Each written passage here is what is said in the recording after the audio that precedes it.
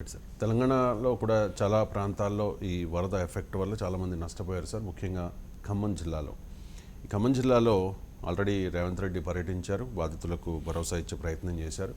ప్రతిపక్షం కాబట్టి బీఆర్ఎస్ కూడా అక్కడ వాళ్ళను పరామర్శించేందుకు వెళ్ళింది. ఈ క్రమంలో హరీష్ రావు కాన్వాయ్ మీద దాడి జరిగింది సార్. నిన్న అక్కడ జగదీష్ రెడ్డి వెహికల్ మీద, పువ్వాడ అజయ్ వెహికల్ మీద కూడా వాళ్ళ కార్ల అద్దాలని బదలగొట్టారు. ఒకవైపు ఏమో ప్రతిపక్ష నేతలు రావట్లేదు, పట్టించుకోవట్లేదు. ప్రతిపక్ష నేత కేసీఆర్ ఏమో ఫామ్ హౌస్లో కూర్చున్నాడు, వాళ్ళ అబ్బాయి కేటీఆర్ ఏమో ఫారెన్లో కూర్చున్నాడేమో అని చెప్పి కాంగ్రెస్ నాయకులు ఆరోపణలు చేయడం, మరోవైపు ఇలా దాడి చేయడం, ఇలా చూడండి.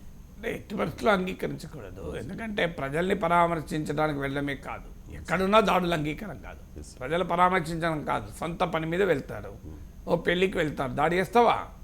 ప్రతిపక్ష పార్టీల మీద దాడి చేసే హక్కు నీకు ఎవరిచ్చారు? భౌతిక దాడులు ప్రజాస్వామ్యంలో ఎట్టి పరిస్థితుల్లో అంగీకరించకూడదు. నీకు డిఫరెన్స్ ఆఫ్ ఒపీనియన్ ఉండొచ్చు, డిసగ్రిమెంట్ ఉండొచ్చు, వాద ప్రతివాదాలు ఉండొచ్చు, రాజకీయ విమర్శలు ప్రతి విమర్శలు ఉండొచ్చు, కానీ భౌతిక దాడులు జరపడం అనేది ఒక దుర్మార్గమైన సంస్కృతి. సో ఇది ఒక మాఫియా మెంటాలిటీ మన పొలిటికల్ కల్చర్లో ఎంటర్ అవుతుంది. చాలా ప్రమాదకరమైన ధోరణిది. దీనికి ఎవరికీ గుత్తాధిపత్యం ఉండదు. ఎందుకంటే పొలిటికల్ వాయిలెన్స్ పైన ఎవరికి మానోపలి ఉండదు. మీకు చాలామంది అనుకుంటారు, నేనైతేనే బెదిరించగలుగుతాను, నేనైతేనే తన్నగలుగుతాను, నేనైతేనే కొట్టగలుగుతాను, నేనైతేనే తిట్టగలుగుతాను, నేనైతేనే తిట్టించగలుగుతాను, కొట్టించగలుగుతాను. అది భ్రమది. ఎందుకంటే ఎవరైనా ఎవరిని తిట్టగలుగుతారు. ఏముంది?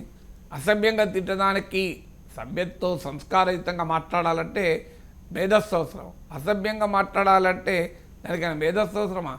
రాళ్ళు ఇసరడానికి దీనికి ఏమైనా షూటింగ్లో మనోబేకర్లాగా ప్రాక్టీస్ చేయాలా?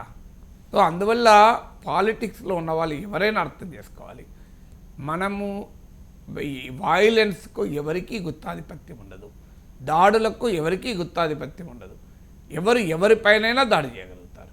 అది ఆన్లైన్ దాడి కావచ్చు, ఆఫ్లైన్ దాడి కావచ్చు. అందువల్ల ఇది ఎట్టి పరిస్థితుల అంగీకారం కాదు. హరీష్ రావు ఒక రాష్ట్ర మంత్రి, ఒక బాధ్యత కలిగిన ప్రతిపక్ష నేత. సో ఆయన పరామర్శించే హక్కు ఉన్నది, ఆయనకు ఆయన పార్టీ నిర్వహించేటువంటి సహాయ చర్యలు కోఆర్డినేట్ చేసే హక్కు ఉంది. ప్రభుత్వాన్ని కూడా ప్రశ్నించే హక్కు ఉంది. ప్రభుత్వాన్ని ప్రతిపక్షం ప్రశ్నించకపోతే ఎవరు ప్రశ్నిస్తారు?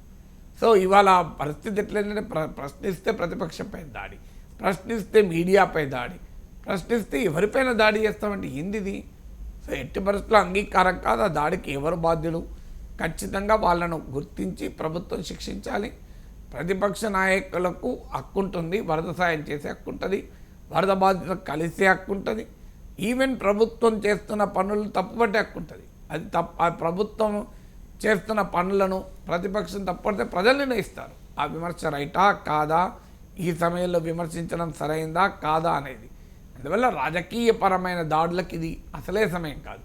ఏ సమయంలోనూ రాజకీయ దాడులను అంగీకరించలేము, అందులో ఈ సమయంలో అసలే అంగీకరించలేము.